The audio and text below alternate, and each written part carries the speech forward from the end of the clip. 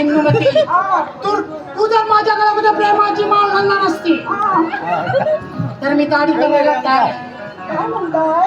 इंदुमती, इंदुमती, तुझ्या आवाजाला काय झालं? थोडीशी डाबर खाल्ली होती. कशासाठी? इंदुमती, मला तुझा चेहरा पाहायचा आहे. माझा चेहरा आधी बघू का? नको नको